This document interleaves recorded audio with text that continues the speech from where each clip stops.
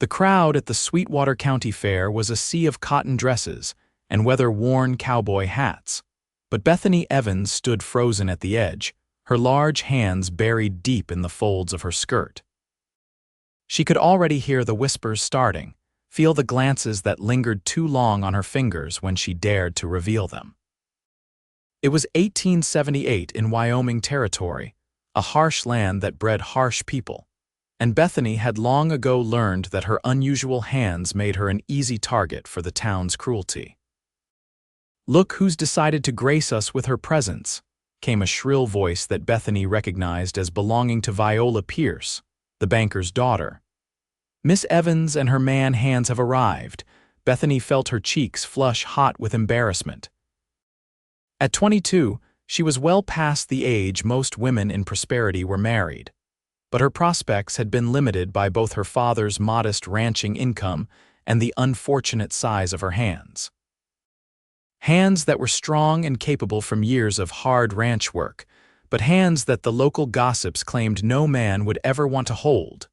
"Don't pay them any mind," came a deep voice from beside her. Bethany turned to find Thomas Hawkins, the new rancher who'd purchased the old Morrison place the previous spring. At 30, he was tall and sun-bronzed with eyes the color of a summer sky. His reputation as a skilled horseman and fair employer had spread quickly through the territory, but they'd never spoken directly before. "Easy for you to say," Bethany replied, forcing her voice to remain steady. "You're not the one they're laughing at."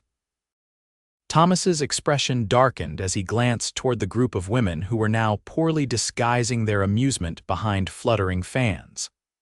"Then they're fools wasting their breath on nonsense when there's a perfectly fine fair to enjoy."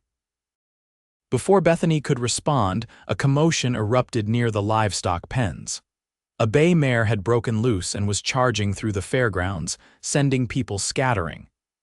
Without hesitation, Bethany stepped forward, calculating the horse's trajectory.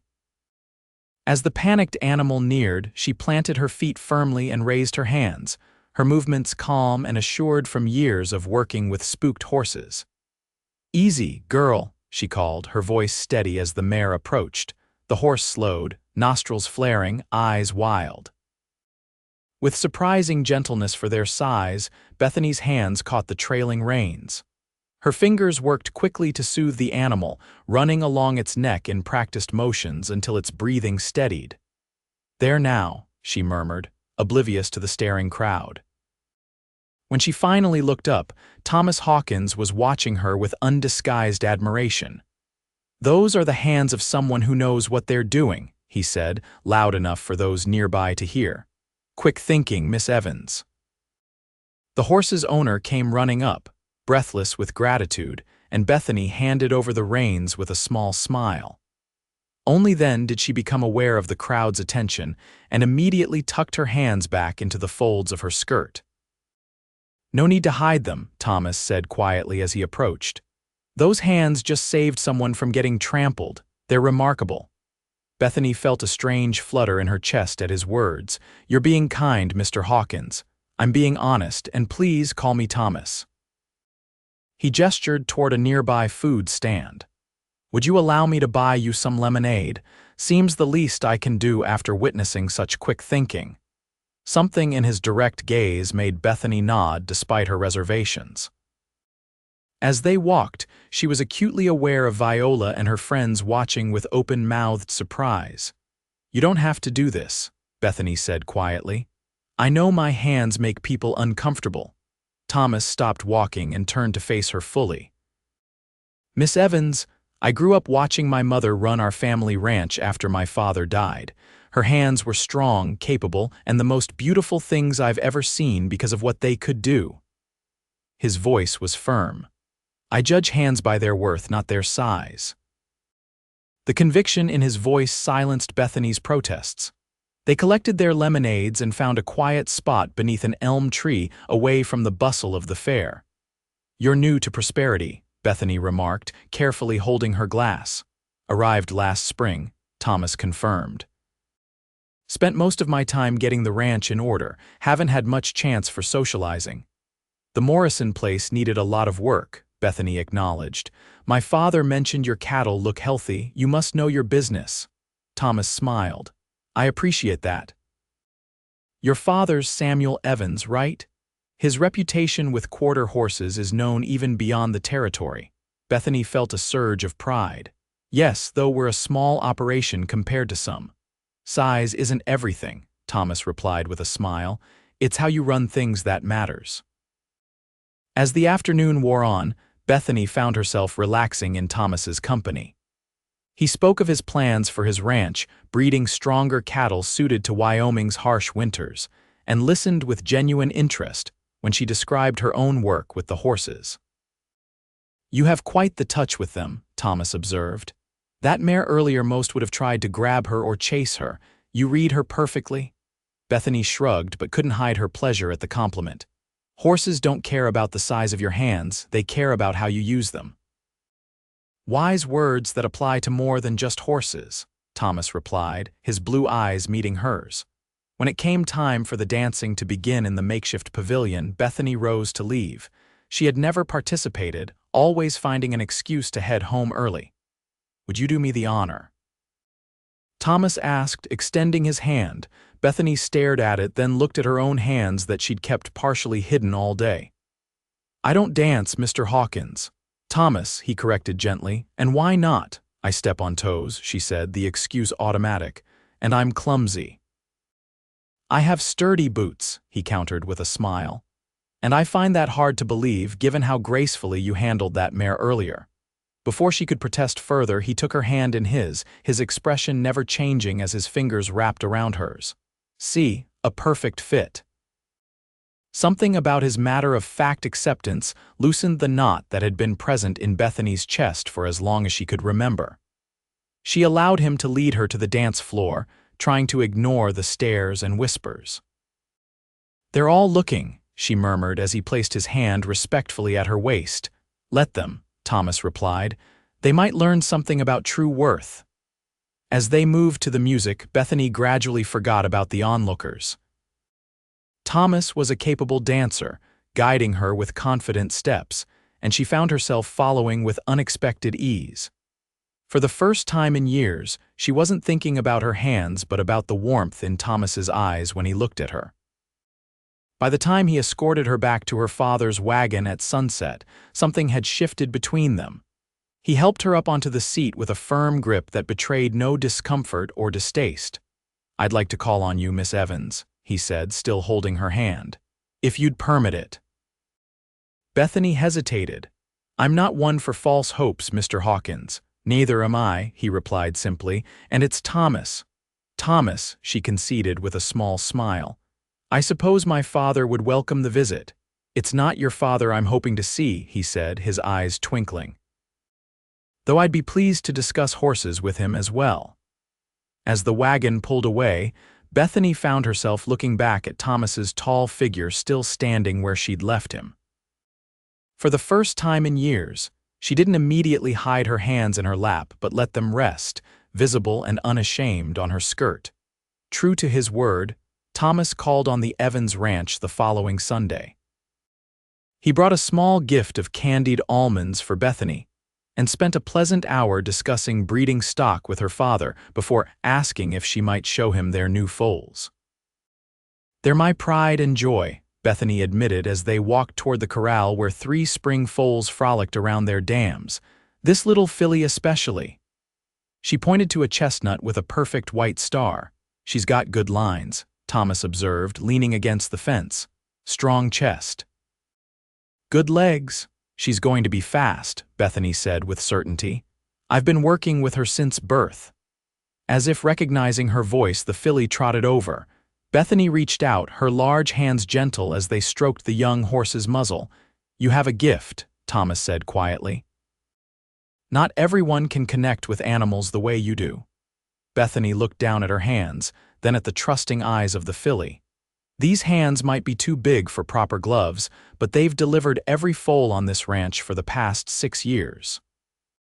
Creating life and nurturing it, there's no work more important, Thomas replied. His gaze was warm as it traveled from her hands to her face. My mother used to say you can tell a person's character by looking at their hands, not their size or shape, but how they use them. Your mother sounds like a wise woman. She was, Thomas agreed, a flash of old grief crossing his face. She'd have liked you. Over the next several weeks, Thomas became a regular visitor at the Evans ranch. He brought books he thought Bethany might enjoy, listened intently to her ideas about horse breeding, and shared his own dreams of expanding his cattle operation. Sometimes they rode together across the rolling Wyoming landscape, and Bethany found herself revealing thoughts she'd never shared with anyone, her frustration with being seen only for her physical differences, her dreams of proving herself as a horse trainer in her own right. Why should your hands matter more than what you can do with them? Thomas asked during one such ride, his horse keeping pace with hers. In this territory, practical skills mean survival. People judge what they can see, Bethany replied with the resignation of long experience. And what they see first are these. She held up her hands, then let them fall back to the reins. Thomas guided his horse closer until their knees almost touched. Then they're not looking properly. His voice was low, intense. Bethany, when I look at your hands, I see strength, capability, gentleness. I see the future I want. The directness of his gaze made her heart race. What future is that? Instead of answering immediately, Thomas reached out and took her hand in his, their horses standing patient and still in the golden afternoon light. One where those hands work alongside mine, building something lasting. Bethany's breath caught. Thomas, you shouldn't say such things unless you mean them. I've never meant anything more, he replied, his thumb tracing a callus on her palm. I'm not a man of fancy words, Bethany, but I know what I want, and it's you exactly as you are. Their courtship progressed steadily through the summer months, weathering the inevitable gossip of prosperity. Viola and her circle made little effort to hide their shock and disbelief that the handsome new rancher would choose Bethany over any of them. It won't last, Bethany overheard Viola saying one Sunday after church. Once the novelty wears off, he'll see what the rest of us have always known: those hands weren't meant for a wedding ring. The words stung, but Bethany squared her shoulders and walked past with her head held high. Still, the seed of doubt had been planted, and it grew despite her attempts to uproot it. That doubt reached full bloom when the autumn cattle auction brought ranchers from across the territory to prosperity. Among them was Charlotte Palmer, the beautiful widow of a wealthy cattle baron from Cheyenne. She took an immediate interest in Thomas, making her intentions clear with every flutter of her eyelashes and touch of her delicate, gloved hands. You've made quite an impression, Mr. Hawkins, Bethany said stiffly as they stood at the edge of the auction grounds, watching Charlotte charm a group of ranchers. Mrs. Palmer seems particularly taken with you. Thomas followed her gaze. She's looking for a new husband to run her late husband's ranch. I'm not interested. She's very beautiful, Bethany persisted, hating the insecurity in her voice but unable to stop herself. And her hands would look lovely with a wedding ring. Thomas turned to face her fully, his expression suddenly fierce. Bethany Evans, are you questioning my intentions? I'm being realistic, she replied, fighting to keep her voice steady. Look at her, then look at me. Anyone would choose. I'm not anyone, Thomas interrupted. And I've already chosen. The auction proceeded, with Thomas successfully purchasing new breeding stock for his expanding herd. Charlotte Palmer made several more attempts to engage his attention, each time finding him politely but firmly uninterested. By day's end, the tension between Thomas and Bethany had eased somewhat, but the seed of doubt remained lodged in her heart. It was in this unsettled state that disaster struck the Evans ranch.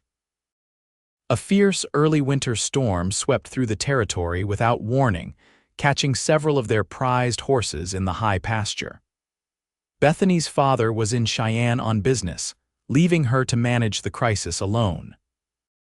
Without hesitation, she saddled her most reliable gelding and set out into the worsening blizzard. The wind cut like knives through her heavy coat as she urged her horse up the rocky trail to the upper pasture. The normally 30-minute ride stretched to nearly an hour as visibility dropped to mere feet ahead. When she finally reached the pasture, most of the horses had already sought shelter in the stand of pines at the eastern edge. But the chestnut filly, her special filly, was nowhere to be seen. Desperate, Bethany pushed further, following tracks that were rapidly disappearing under fresh snow. She found the young horse trapped in a narrow ravine, one leg clearly injured from a fall. As Bethany dismounted and made her way carefully down the steep slope, the filly's terrified whinnies pierced the howling wind. "Easy, girl," Bethany called, moving slowly despite her racing heart. "I'm here now."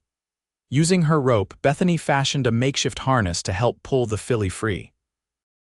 The horse was panicking, making the task nearly impossible for one person. As Bethany struggled, the temperature continued to drop, and the light began to fade. Just as her strength was flagging, she heard a shout from above. Through the swirling snow appeared Thomas, leading his own horse. "Bethany," he called, quickly assessing the situation. "Hold on, I'm coming down." Together, they worked to free the terrified filly. Thomas's strength combined with Bethany's gentle way with the injured animal finally succeeded where she alone had failed. Getting the filly up the ravine proved another challenge entirely, but with Thomas leading and Bethany supporting the injured leg as much as possible, they managed to reach level ground. "We can't make it back to your ranch in this," Thomas shouted over the wind. "My line cabin is closer.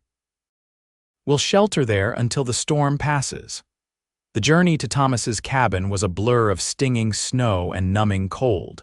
By the time they reached the small structure, Bethany could barely feel her hands, even through her thick gloves.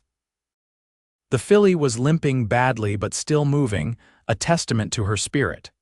The cabin was basic but sound, with a small attached lean-to where they could shelter the horses. Thomas worked quickly to build a fire while Bethany tended to the filly's injured leg, binding it with strips torn from a spare blanket. "You're freezing," Thomas said when he finally had the fire blazing. He took her hands between his, rubbing them to restore circulation. "These fingers are like ice." Bethany winced as feeling began to return. "They were never very delicate to begin with," she tried to joke. Thomas didn't smile. Instead, he raised her hands to his lips and blew warm breath across her knuckles. "These hands risked everything to save that filly," he said quietly. "These hands are everything I admire about you." As the storm raged outside, they huddled before the fire, sharing the cabin's meager provisions. Thomas wrapped a blanket around Bethany's shoulders and kept her hands warm between his. "You could have died out there," he said finally, his voice rough with emotion, "when I realized you'd gone after the horses alone." "I couldn't lose that filly," Bethany replied simply. "She's special." "You're special," Thomas countered. "Those horses are valuable, yes, but they're not worth your life." Bethany looked down at their joined hands. "I've spent my whole life being judged for these hands, being told they're too large, too rough, too mannish. But they're strong enough to deliver foals and gentle enough to calm frightened horses. They're all I have to offer." Thomas's expression grew serious. "Bethany, listen to me. When I first saw you at that fair, it wasn't your hands that caught my attention, it was your eyes. The way you held yourself with quiet dignity despite those women's cruelty. Then I saw what you could do with those hands and I was lost." He shifted, reaching into his coat pocket. "I've been carrying this for weeks, waiting for the right moment." In his palm lay a simple gold band. "I had it made in Cheyenne," he explained softly. "Special order." Bethany stared at the ring, then at Thomas's earnest face. "You had a ring made for me. For whom else?" he asked with a smile. "Bethany Evans, I love your hands because they're part of you, the woman I want to spend my life with." "These hands," he said, raising them to his lips once more, "hold my heart. They hold my future. They hold my life." Tears welled in Bethany's eyes. "People will talk." "Let them," Thomas replied firmly. "We'll be too busy building our life to listen." The storm raged through the night, but inside the small cabin, Bethany and Thomas planned their future together. By morning, the world was transformed into a pristine white landscape. And Bethany's heart was equally transformed. The doubt that had plagued her swept away like old snow before a fresh wind. They were married that Christmas in Prosperity's small church. Bethany wore her mother's ivory dress, altered to fit her taller frame.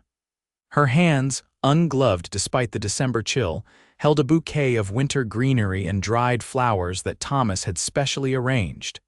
"I want to see those beautiful hands," he'd insisted when she'd wondered about gloves. "I want everyone to see the hands that will build our life together." Viola and her circle attended, their surprise at the match still evident in their pinched expressions. But they were far outnumbered by well-wishers who had come to know Thomas's worth as a neighbor and Bethany's skill with horses. As they spoke their vows, Thomas held Bethany's hands in his thumb caressing the knuckles that had always seemed too prominent to her. "With this ring," he said clearly, sliding the gold band onto her finger, "I thee wed." The ring fit perfectly as he'd promised it would. The years that followed proved Thomas's words true. Together, they built a thriving ranch operation that combined his cattle expertise with her gift for horses.